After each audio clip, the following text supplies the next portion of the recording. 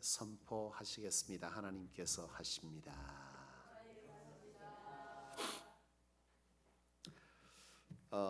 오늘 본문 말씀은 지난 시간 오늘 본문 전체 1절로 전체 절을 다 읽었습니다. 16장의 말씀과 17장의 말씀이 여러분 어떻게 되고 있습니까? 이어지고 있지 않습니까? 그죠? 16장의 지난 새벽 제단의 말씀이 뭐였죠? 괜한 것을 물었죠. 기억지 못하면 큰일인데 어쨌든 뭘 말씀하시는지는 기억하면 좋겠습니다. 16장의 말씀은요, 바로 이스라엘 고라의 반역이 있었잖아요. 고라를 중심으로, 고라는 바로 누구요? 모세의 작은 아버지거든요. 그러니까 이 고라를 중심으로 250명의 대표들이 바로 아론뿐만 아니라, 모세와 아론뿐만 아니라 우리도 역시 뭐가 될 수 있다는 거예요. 대제사장이 될 수 있지 아니하냐.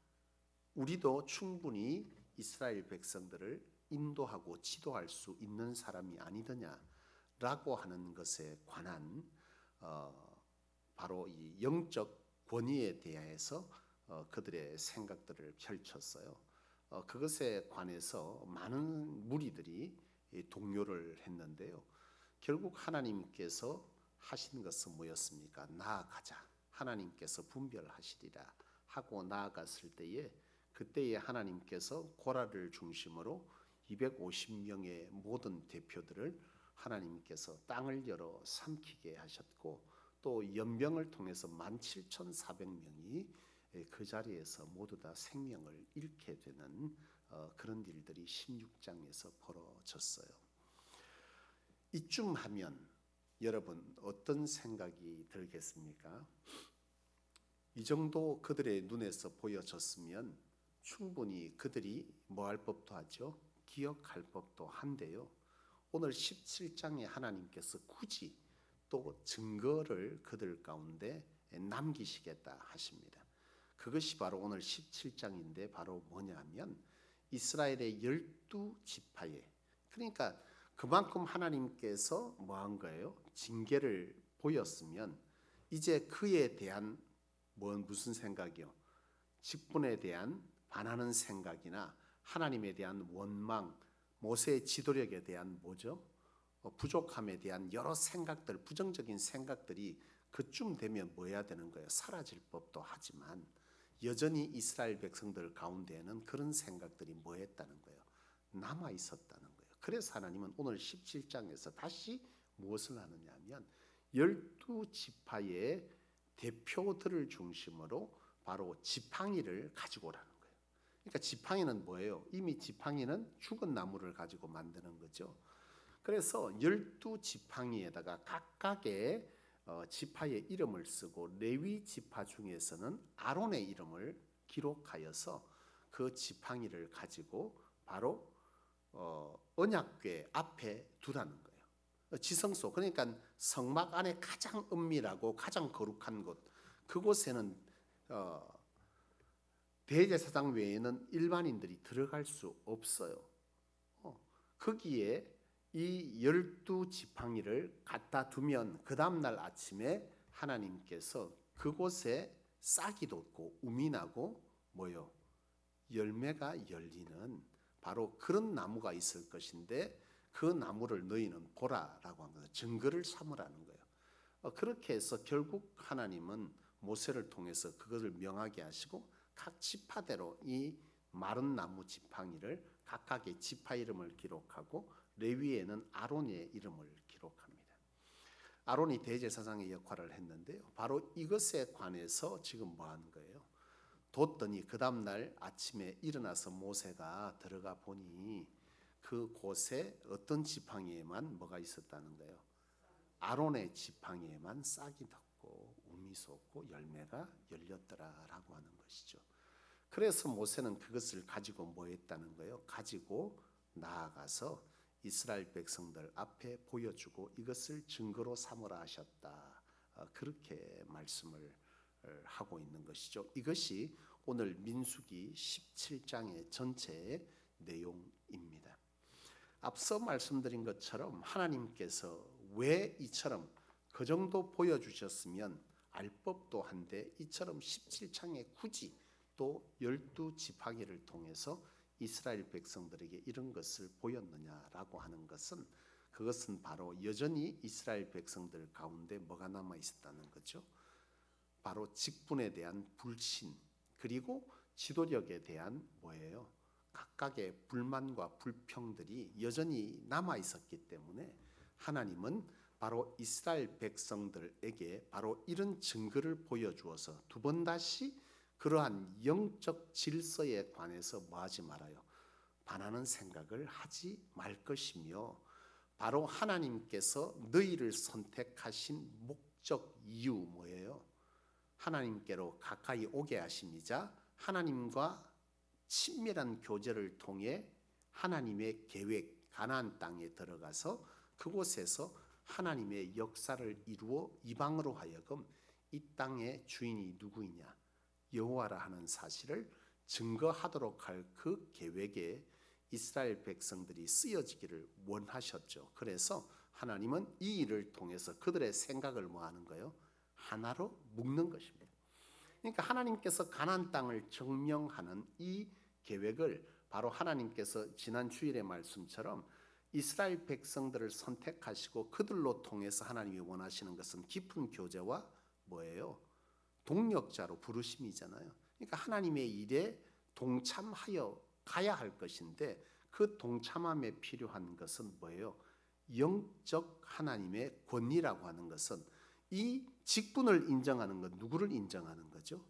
하나님을 인정하는 것인데, 이 하나님을 인정함에 있어서 가장 우선되는 것은 영적 질서라고 하는 것이고, 이 질서에 관한 한 목소리, 한 마음, 한 뜻이 준비되어야 그 다음 일이 뭐한다는 거예요? 이루어진다라고 하는 것이죠. 그러니까 하나님께서 하나님의 계획을 이루어 가실 때 무질서 속에서 그 계획을 이루어 가는 것은 아니다라고 하는 것이죠. 하나님은 하나님의 계획을 이룰 때 철저하게 하나된 곳, 하나된 생각, 하나된 마음, 하나된 결심, 이런 생각들이 하나 되어질 때 비로소 하나님은 거기에 뭘 일으키시는 거예요? 하나님의 뜻과 계획을 분명하게 보이시고 그 일을 하게 하시죠. 왜냐하면 여러분, 이스라엘 백성들이 가나안에 들어가서 전쟁을 치르는 것을 보면 알 수 있어요. 전쟁을 치룰 때 그들이 하나님의 뜻 가운데 생각이 하나 되지 못한 채 가나안에 들어가서 전투를 하면 어떤 일이 벌어지죠? 패배합니다. 철저하게 승리할 수 있는 비결은 하나님의 뜻 가운데 바로 무엇이요? 영적 질서 속에서 하나님의 뜻을 이루고자 하는 하나의 생각, 하나의 마음들이 결집되어질 때 그곳에 하나님께서 뭐한가 함께 하셔서 그 일을 뭐했다는 거예요? 이루어 가실 수 있었던 것이죠.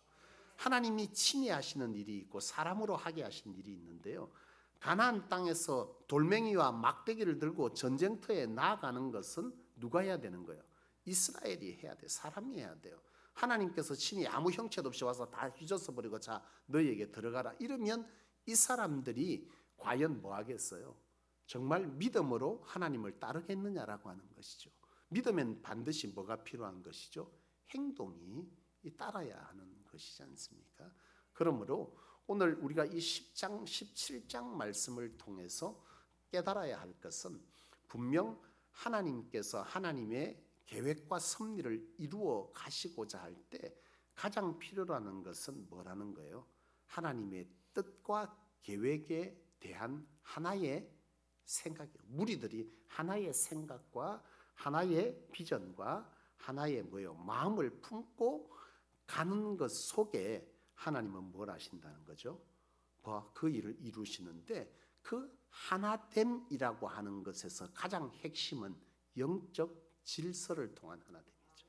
지각하게 생각으로 하나 되겠다는 것이 아니라 바로 영적 질서를 통해서 하나됨을 원하셨다라고 하는 점에서 오늘 이 시대의 교회들을 통한 이 땅의 영적 정복을 하나님께서 시작해 가실 때에 이 성소가 그 뜻에 온전히 쓰임 받기를 원한다면 분명 우리는 바로 영적 질서를 통해서 하나됨의 마음을 가지고자 하는 이런 영적 이해가 있을 때에 하나님은 우리를 통해 그 일들을 강력하게 해 나가실 줄로 믿습니다.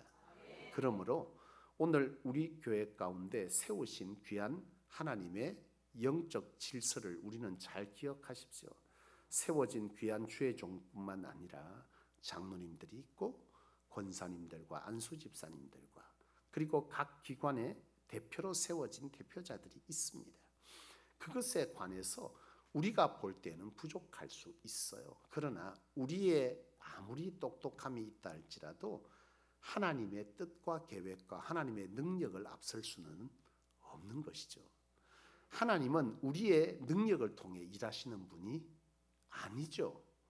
하나님은 우리의 능력을 통해 일하시는 것이 아닙니다. 성경에 하나님이 쓰신 사람들의 공통된 특징 중에 하나는 바로 그 시대에 뭐예요? 똑똑한 사람을 쓴 것이 아니에요. 많은 방법을 가진 사람을 쓴 것이 아니에요. 도리어 오히려 그 방법이 없어서 하나님밖에 의지할 수밖에 없는 자를 하나님은 훨씬 많이 쓰셨다는 거예요. 많은 능력을 가진 사람도 있습니다. 그 대표자가 누구예요? 사도 바울이거든요. 근데 사도 바울이 많은 능력과 재능을 가졌지만 결국 하나님 앞에 쓰여지기 시작하고 하나님의 능력이 그 가운데 임하기 시작한 때는 언제부터냐면 모든 것을 배설물로 여긴 이후부터입니다. 그러니까 자기가 가진 능력이 하나님의 일을 할 때 하나님의 능력보다 결단코 앞설 수 없으며 하나님의 능력에 비하니 자기가 가진 것은 뭐에 불과하다는 거야. 아무짝에 쓸모없는 배설물보다도 못한 것이더라 라고 하는 이런 하나님 안에서의 믿음의 질서가 선 이후에 바로 이것이 시작됐던 것이죠. 따라서 오늘 우리 성소교회 모든 성도님들께서 주의 일을 감당함에 있어서 하나님의 방법들이 제시되어지고 그것들이 있을 때에 오늘 우리에게 가장 필요한 것은 하나님께서 하신다는 거예요. 이 하나님의 하신다는 이 믿음 아래 영적 질서를 가지고 그저 우리는 뭐 하면 되는 거야? 하나님의 뜻과 계획에 우리의 순종함을 보태기만 하면 그 다음부터는 누가 하세요? 하나님이 하세요. 하나님의 동력의 기초는 뭐예요? 하나님께 주도권을 내어드리는 것입니다. 지난 주일의 말씀인데요.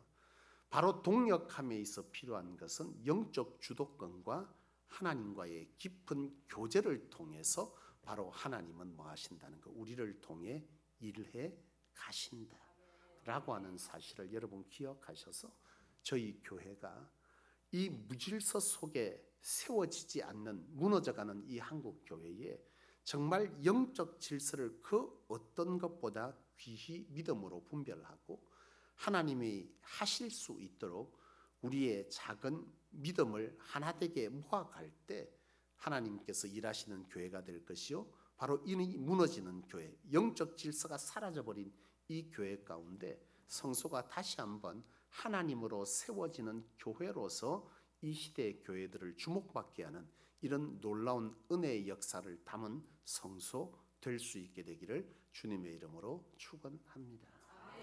기도하겠습니다.